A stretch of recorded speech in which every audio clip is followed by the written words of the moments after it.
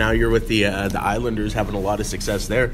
Just how are you enjoying your time? Well, I'm enjoying it quite a bit. Obviously, a big change, when you were in Washington, and then that was a sort of a quick turnaround. So my summer was really busy, and then getting set up a new staff, new team. We had a lot of changes, and it's come together fairly quickly, probably a lot quicker than I even thought. But we had a real big buy-in from our players, high commitment from ownership, and as well as Lou Lamoriello. So hopefully we're building something on the island, try to get back to prominence. Yeah, I know going into the season, a lot of people were thinking it was going to be a team near the bottom of the standings, and that's a pretty much flip of the script, near the top of the standings. What's been the reason you guys have been so successful? Well, I think just the buy-in.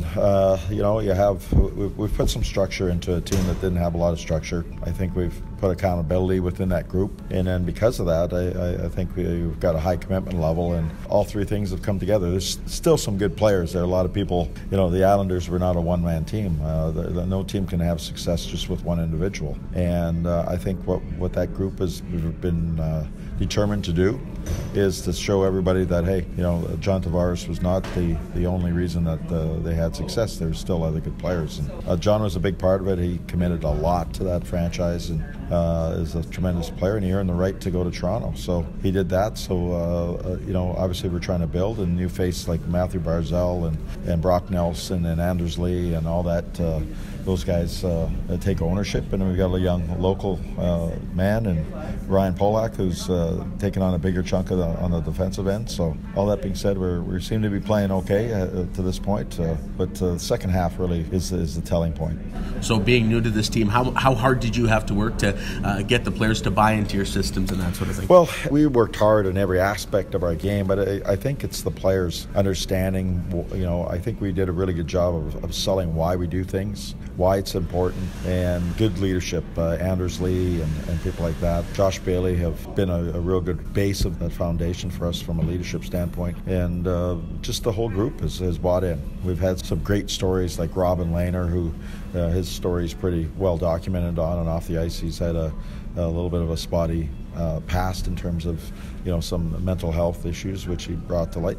The great thing about the whole group is they haven't been scared of the moment, where a lot of people say, hey, the Islanders won't be doing really well, or that your goaltending won't be doing well this year, or your defense isn't capable of doing that. And I think it's been a real good lesson for anybody, is that when you get a group of people buying into something, you can do something pretty special. And to this point, I don't think anybody in the hockey world thought that we'd be number one in goals against with our goaltending and our defense, and it's a team commitment, and that's why we've had great success. So with all the words said before the season, with you having so much success, is it extra sweet that you're doing so well? I don't know if it's extra sweet. I'm a big believer that the games aren't played on paper. Everybody who's a hockey expert will say, well, this team's not that good, or this team's not capable of it. We've become a really good team, and the strength is in our group and how we play, and we've frustrated some very good hockey teams this year and won some games that a lot of people thought that we couldn't win, and that's probably the most pleasure, is that you see young men starting to believe in something as a group, starting to believe in something that you're not as what everybody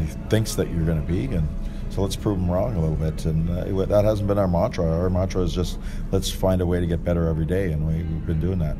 And so Ryan Polak, a guy who you mentioned, a bigger role, is he where you want him to be, or does he still have ways to go? Coach is never happy with where guys are. I mean, I see the potential. Ryan hasn't got to his ceiling yet, and that's my job, is to get him to as close as that ceiling, to play there on a regular basis.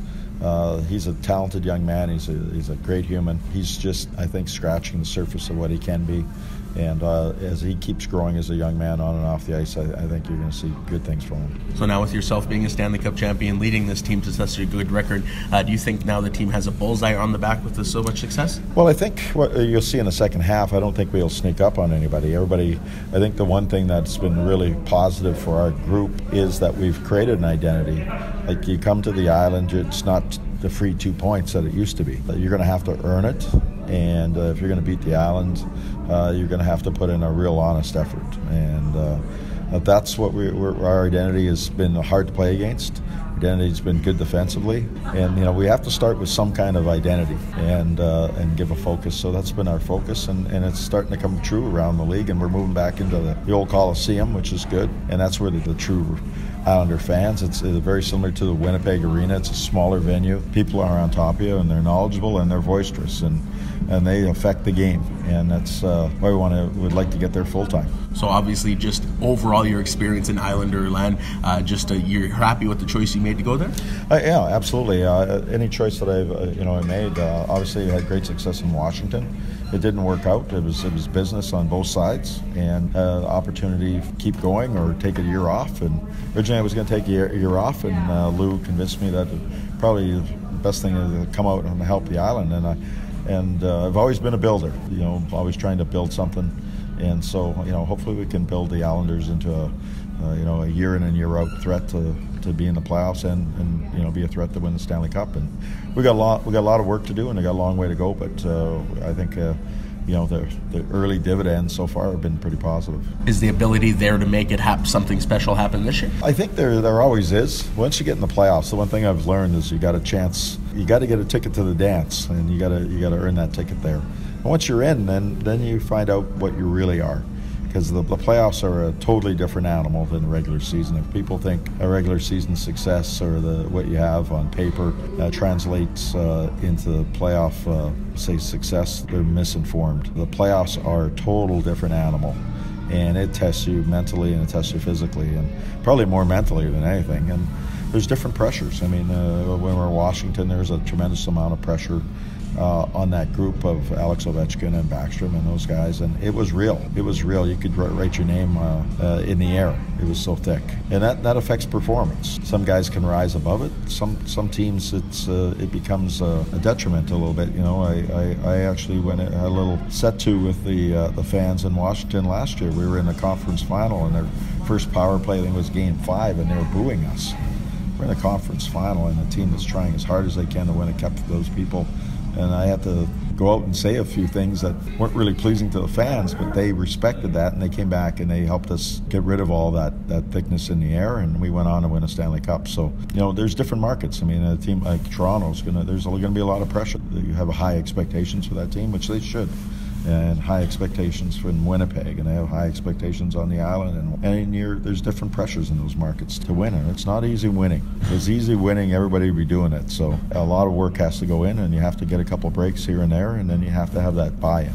And if you have that buy-in and that belief, you get a couple breaks along the way, you have great success. And every coach that I've coached that's won a Stanley Cup and talked about it, they've all said we almost have the same story. We should have been out in the first round, and this happened, and we came back and won that series, and then we went on to win the Stanley Cup. We lost our first 2 games at home against Columbus last year, and we won in double overtime, Game 3, and then we went on to win the Cup. If we lose that game, I'm pretty sure I'm not standing next to you telling you about our great Stanley Cup success. So you have to have that moment when your team is right on the edge, and they have to get through that moment, and once they do, then they have a chance, and we were able to do that.